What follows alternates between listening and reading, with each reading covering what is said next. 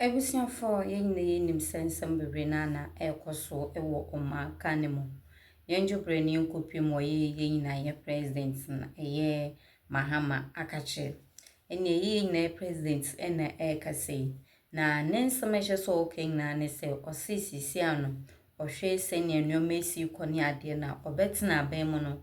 Onhye dan ne eye nsamtwerofo enkasaye eye media fonum. Intino no ankasa etonsa edefre eye nsamtwerofo na chese question bia chese omo bia no ometimi ebisa no na ono side eji omo ano eye papamo eye bonimo ni na no nsamsebi ombebi seni bia no ono ye na ye president say obe ye ready say obeji omo ano na se sansemwe ebeto dwa no na chese ya ye bibia oho mo I say eye NPP media no eye ade eye na ye president weji omunyina efri ma eye NPP communicated that has HSM or de nsembi abeto omo na wakotro on the Twitter page say ene ye na ye president wetumi aye na in some more kind the union be maybe edini na tucha ebisia for catch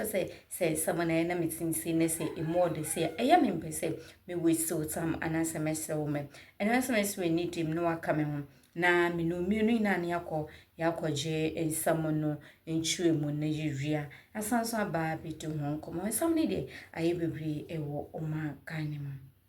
Then please remember that you are flying the flag of Ghanaian journalism. After the press conference, there's going to be a lot of analysis. Let's not let people come and say that, oh, the journalist couldn't ask any sensible question. Oh, the journalist, sometimes we hear that. Sometimes too, we hear that the journalists ask sensible questions. Let's have on the average 90%, 95% of the questions coming in the evening. Very, very, very solid. But here are 10 questions that you can look at and grapple with 10. It's upside down, however you want. And perhaps if you get the opportunity, you may ask. Question number 1. Mr. President, the 10 churches that is claimed you built for the Assemblies of God Church, was it with state funds or was it with your personal funds? That's question number 1 for President Mahama tomorrow. Question number 2. Mr. President, Johnson Asiedu Ketia argues that a state of emergency is not the way to go to address Galamsey, which is contrary to the position taken by the NDC during opposition.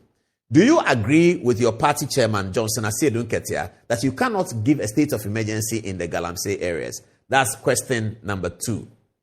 Question number 3 for the President of Ghana. Mr. President, the United States has now cut Ghana off the MCC.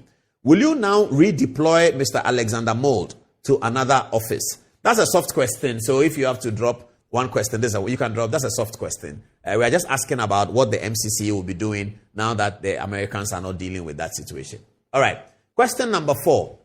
Mr. President, over the last 8 months, which minister would you term as the best performing and which will you term as the worst performing among the following ministers? Minister for Justice, the Attorney General. Minister for Energy. Minister for Communications. Minister for Foreign Affairs. And the Minister for Health. I give the list of ministries again from which we are asking the president to choose the best and the worst. Justice and Attorney General. Energy and Renewable something. Communications, Sam George. Foreign Affairs, Ablakwa. Or Health, Minta Akando. That's the one that we used to answer the questions in primary school. Take the odd one out. Shade the odd one out. Which one will the president take? We'll see that. We'll hear that from him when the press conference comes. Question number 5. In terms of having press conferences, you seem to have always conducted your first press conference quite late as compared to other presidents. What is the reason for this? Do you want to gather all or more information before you do your press conference? Now, the meaning of this question is that we have looked at all the other former presidents of the Fourth Republic who did press conferences, starting with Kufuor. Kufuor did his press conference in the first 100 days. Professor Mills had his press conference in April. Nana Akufo-Addo has his press conference in July. During the first administration of President Mahama, he actually had his first press conference the following year after his inauguration. He was sworn in January 2013. He had his press conference 1 year, January 2014. This time, he's having his press conference 8-9 months down the line. The question is, why does he take so long to have the press conference? All right, the first press conference. Question number 6.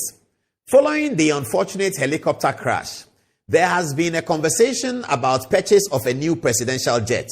Has the Ghana Air Force advised you to initiate the purchase of a new presidential jet? That's the question for the president. You didn't add, producer, that Sami Okujeto said that the presidential jet currently there is in pristine condition until 2030. So our question to the president is that Okujeto having said that the presidential current jet is in pristine condition until 2030, which doesn't come, it comes even after the next election. Has the Ghana Air Force advised His Excellency John Mahama to get a new presidential jet? That's a question for the president. Okay. Question number 7. Mr. President, there is a conflict in Boku now. It seems you campaigned and posited that one of the heads of the faction was the legitimate chief of Boku. Do you think the current disturbances are as a result of that act of yours? That is asking the president a direct question. That during the campaign, you said there was a legitimate chief in Boku, and now there's conflict. Do you think that your saying so may have occasioned the conflict? Question number 8. Mr. President, how will you fund the 4 billion 24-hour economy project now that funding has been withdrawn by the MCC? Now, the reason why we link MCC to that is MCC was giving us some money to do certain things. Now they are not there again, especially in terms of agriculture. We may have to find our own money for that. Whilst you are finding your money for that, Augustus Guzitano and his team said that you need 4 billion to begin and actualize the vision of 24-hour economy. So the question to the president is that, where are we on the 24-hour economy? Now we know we need 4 billion. Now we have some 100 million that was coming that we now need to cough it up ourselves. In all of these circumstances, where are you going to find a free 4 billion to initiate the vision of the 24-hour economy? That's the question for the president. Question number 9. And this is a very, very, very controversial one. Question number 9 for the president. Mr. President, Kwabena Edubuahin mentioned in his letter to the National Security Secretariat that he had handed over some money to the NDC to aid in their election results coalition capacity. There was even an allusion to a meeting between the late Dr. Mani Boama and Kwabena Edubuahin. Mr. President, can you confirm that you received some monies from the National Security Secretariat during the campaign as alluded to by Kwabena Edubuahin in his letter to the National Security Coordinator? That's a very controversial and very touchy question to the president because it's asking him to divulge national security secrets. But if the question comes, let's see how the president will deal with it. Question number 10. Last one. During the period that Ghana cedi was gaining value against the dollar, the prices of goods were not commensurate with the currency trend. Could the Bank of Ghana have done anything to avert this? That's a question for the president again. I don't know whether he's going to have his ministers lined up. I guess they will be there. So if they will be there, this is a question for Case Latuforsen. Viewers, if you have some questions to add to my 10 questions, please. Ambassador Fifi Kwete has spoken. You know, Fifi Kwete and I, we go way back. We go way back. When I saw it, I wasn't surprised, you see, because this is not the first time it's happened. It's happened in 2001. People went after President Kufuor that you said there had been corruption and you come and you jail only 2 or you jail only 1 or you jail only 3. 2008 happened again.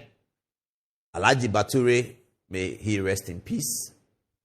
He led a narrative against Professor Mills that the Chief Justice Georgina Wood should be sacked, should be removed from office, and that until she is removed, the NDC will not be able to jail anyone. Professor Mills spoke publicly about it, said that he's not there to be removing people. Kwabena J, may he rest in peace, the chairman of the party, when he was asked at a press conference that the agitations of the party that the Chief Justice should be removed seems to have hit a brick wall because Professor Mills says he won't do it. Kwabena J's response to the media was that, don't worry, there are many ways of killing a cat. A cat. That's what he said. So these sentiments have been coming. So when Fifi Kwete spoke to the NDC lawyers recently and almost threatened them that those of you cutting deals with the NPP people so that they do not go to jail and you are collecting their money, I am coming after you. I know you. I'll mention your names next time. Here's the video. Some among us are busy trying to cut deals with people who are supposed to be prosecuted. Some among us are trying to cut deals. Some among us are busy trying to cut deals with people who are supposed to be prosecuted.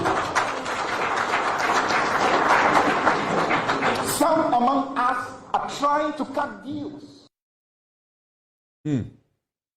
Some amongst us, I don't know whether he meant whether they were in the room or just among the NDC fraternity. Now, this is the controversial part of the story. Fifi Kwete may be right. He may also be wrong. It's a lesson for politicians.